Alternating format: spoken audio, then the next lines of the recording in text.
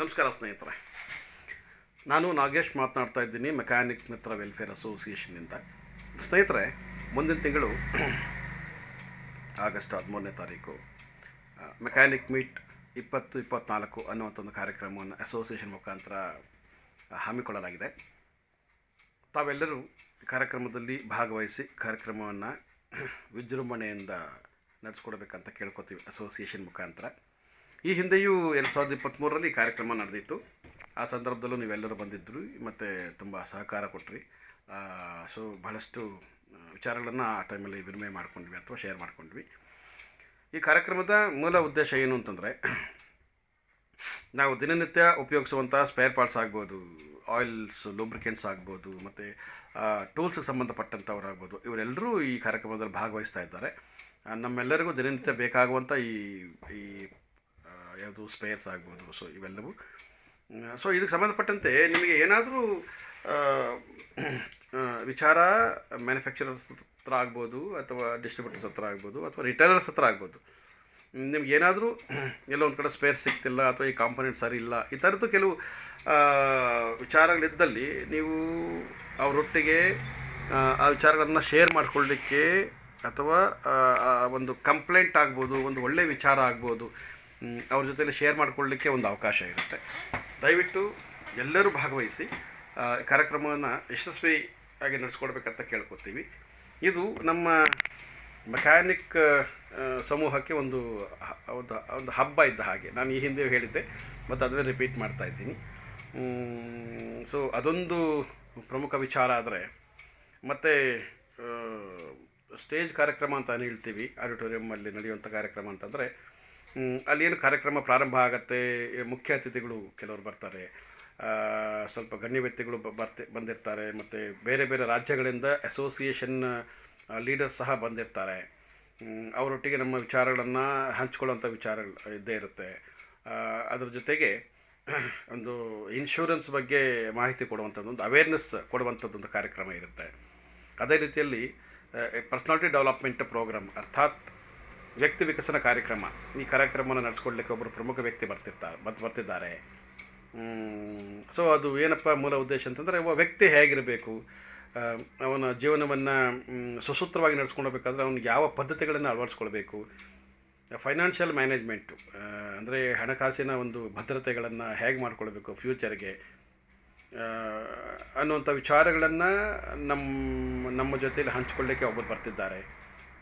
So ಅದೆಲ್ಲ ನಮಗೆ ಭಾಳ ಅಗತ್ಯವಾದ ವಿಚಾರಗಳು, ನಾವು ತಿಳ್ಕೊಳ್ಬೇಕಾದ ವಿಚಾರಗಳಿರುತ್ತೆ. ಹಾಗಾಗಿ ಉಪಯೋಗಿಸ್ಕೊಳ್ಳೋಣ ಸಮಯ ಸಂದರ್ಭ ಕೂಡ ಬಂದಾಗ.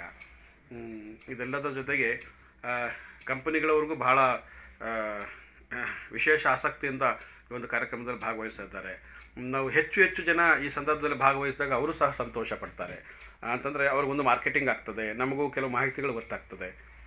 ಇವೆಲ್ಲವೂ ಭಾಳ ವಿಶೇಷವಾಗಿ ನಡಿಬೇಕಾದಂಥ ವಿಚಾರಗಳು. ಹಾಗಾಗಿ ಎಲ್ಲ ಮೆಕ್ಯಾನಿಕ್ ಮಿತ್ರರು ದಯಮಾಡಿ ಭಾಗವಹಿಸಿರೋ ಜೊತೆಗೆ, ನಾನು ಮೊನ್ನೆ ಈ ಹಿಂದಿನ ಒಂದು ವಿಡಿಯೋದಲ್ಲಿ ಹೇಳಿದ್ದೆ, ಕಾರ್ಯಕ್ರಮಕ್ಕೆ ಬರೋದ್ರ ಜೊತೆಗೆ ನಿಮ್ಮ ವರ್ಕ್ಶಾಪ್ಗಳನ್ನು ಅದನ್ನು ರಜಾ ಮಾಡಿ ಬನ್ನಿ. ಕಾರಣ ಏನು ಅಂತಂದರೆ, ನಾನೇ ನಿಮಗೆ ಹೊಸದಾಗಿ ಹೇಳಬೇಕಾದ್ರೆ ನಿಮಗೆ ಗೊತ್ತಿರೋಂಥ ವಿಚಾರಗಳೇ. ಸೊ ಏನಾಗುತ್ತೆ, ಅಲ್ಲಿ ವರ್ಕ್ಶಾಪ್ ಓಪನ್ ಇಟ್ಟು ಬಂದು ಇಲ್ಲಿ ಕಾರ್ಯಕ್ರಮದಲ್ಲಿ ನಾವು ಸೊ ಇರಬೇಕಾದ್ರೆ ಆ ಕಡೆಯಿಂದ ಯಾರೋ ಕಸ್ಟಮರ್ಸ್ ಬರ್ತಾರೆ, ಅಥವಾ ಅಕಸ್ಮಾತ್ ನಿಮ್ಮ ಶಾಪಲ್ಲಿ ಹುಡುಗರಿದ್ದಲ್ಲಿ ಅವರು ಫೋನ್ಗಿನ್ ಮಾಡಿ, ಅಣ್ಣ ಯಾರೋ ಬಂದಿದ್ದಾರೆ ಮತ್ತೊಂದು ಹೇಳಿದಾಗ ಸ್ವಲ್ಪ ಮನಸ್ಸು ಆ ಕಡೆ ಹೋಗುತ್ತೆ, ಯಾರೋ ಬಂದಿದ್ದಾರೆ ಅಟೆಂಡ್ ಮಾಡಬೇಕಾಗಿ. ಇವೆಲ್ಲವೂ ಇರೋದೇ, ಇಲ್ಲ ಅಂತಲ್ಲ. ಆದರೆ ನಮ್ಮ ರಿಕ್ವೆಸ್ಟ್ ಏನು ಅಂತಂದರೆ, ಅಸೋಸಿಯೇಷನ್ ಮುಖಾಂತರ ನಾವು ಮಾಡ್ತಾ ರಿಕ್ವೆಸ್ಟ್ ಏನು ಅಂತಂದರೆ, ಈ ರೀತಿಯಾದ ಒಂದು ದೊಡ್ಡ ಮಟ್ಟದ ಕಾರ್ಯಕ್ರಮ ಅಂದರೆ ಅಂತಾರಾಜ್ಯದ ಕಾರ್ಯಕ್ರಮ ಅಂತಲೇ ಹೇಳ್ಬೋದು. ಅಂದರೆ ಆಂಧ್ರ, ತೆಲಂಗಾಣ, ತಮಿಳುನಾಡು, ಪಾಂಡಿಚೇರಿ ಇಷ್ಟು ಭಾಗಗಳಿಂದ ಅಲ್ಲಿನ ಅಸೋಸಿಯೇಷನ್ ಲೀಡರ್ಸ್ ಆಗ್ಬೋದು, ಮತ್ತು ಮೆಕ್ಯಾನಿಕ್ ಸ್ನೇಹಿತರಾಗ್ಬೋದು, ಅವರೆಲ್ಲರೂ ನಮಗೆ ಭಾಳ ಹತ್ತಿರದ ಸಂಪರ್ಕ. ಆದ್ದರಿಂದ ಅವರು ಸಹ ಬರ್ತಾ ಇದ್ದಾರೆ. ಅವರನ್ನು ವಿಶೇಷವಾಗಿ ಆಹ್ವಾನಿಸ್ತಾ ಇದ್ದೇವೆ. ಅದ್ರ ಜೊತೆಗೆ ನಮ್ಮ ರಾಜ್ಯದ ಸುಮಾರು ಒಂದು 20 ಜಿಲ್ಲೆಗಳಿಂದ ಮೆಕ್ಯಾನಿಕ್ ಸ್ನೇಹಿತರು ಬರ್ತಿದ್ದಾರೆ. ಎಲ್ಲ ನಮ್ಮ ಎಲ್ಲ ಪರಿಚಯಸ್ಥರು. ಈ ರೀತಿಯಾದ ಒಂದು ಕಾರ್ಯಕ್ರಮ ಮಾಡುವಾಗ ಅವರನ್ನು ಕರೆದು ಸತ್ಕರಿಸಬೇಕಾದ್ದು ಒಂದು ಮಿನಿಮಮ್ ರಿಕ್ವೈರ್ಮೆಂಟ್ ಇರುತ್ತೆ. ಹಾಗಾಗಿ ನಾವು ಅವರೆಲ್ಲರನ್ನು ಬರಮಾಡಿಕೊಳ್ಳೋಣ. ನಾವು ಬೆಂಗಳೂರು ನಗರದಲ್ಲಿ ನಾವು ಎಷ್ಟು ಜನ ಒಟ್ಟಾಗಿದ್ದೇವೆ ಅನ್ನುವಂಥದ್ದನ್ನು ಅಟ್ಲೀಸ್ಟ್ ತೋರಿಸ್ಕೊಳ್ಳಿಕ್ಕೂ ಒಂದು ಅವಕಾಶ ಇರುತ್ತೆ. ಮತ್ತು ಸಮಾಜದಲ್ಲೂ ಸಹ ಏನಾಗುತ್ತೆ, ನೋಡಪ್ಪ ಮೆಕ್ಯಾನಿಕ್ ಅವರದ್ದು ಒಂದು ಯೂನಿಯನ್ ಅಥವಾ ಒಂದು ಅಸೋಸಿಯೇಷನ್ ಇದೆ, ಆ ಥರದ್ದೊಂದು ಕಾರ್ಯಕ್ರಮ ಮಾಡುವಾಗ ಇಷ್ಟೆಲ್ಲ ಜನ ಒಟ್ಟಾಗ್ತಾರೆ ಅನ್ನುವಂಥ ಒಂದು ಮೆಸೇಜ್, ಒಂದು ಮಾಹಿತಿಯನ್ನು ಸಮಾಜಕ್ಕೆ ಕೊಟ್ಟಂಗೆ ಆಗ್ತದೆ. ನಾವೆಲ್ಲರೂ ಒಟ್ಟಾಗಿರಬೇಕು ಅನ್ನುವಂಥ ಮೂಲ ಉದ್ದೇಶವೇ ಇದು, ಅಷ್ಟೇ, ಬೇರೆ ಏನಿಲ್ಲ. ದಯಮಾಡಿ ಮತ್ತೆ ಮತ್ತೆ ಹೇಳ್ತಾ ಇದ್ದೀವಿ, ಎಲ್ಲರೂ ಕಾರ್ಯಕ್ರಮಕ್ಕೆ ಬೆಳಗ್ಗೆ 9 ಗಂಟೆಗೆಲ್ಲ ಹಾಜರಾಗಿ ಸಂಜೆ 5 ಗಂಟೆವರೆಗೂ ಇರಬೇಕಂತ ಕೇಳ್ಕೊತೀವಿ. ಇದೊಂದು ನಮ್ಮ ಸಮೂಹಕ್ಕೆ ಸಂಬಂಧಪಟ್ಟ ಒಂದು ವಿಶೇಷ ಸಂದರ್ಭ ಇದು.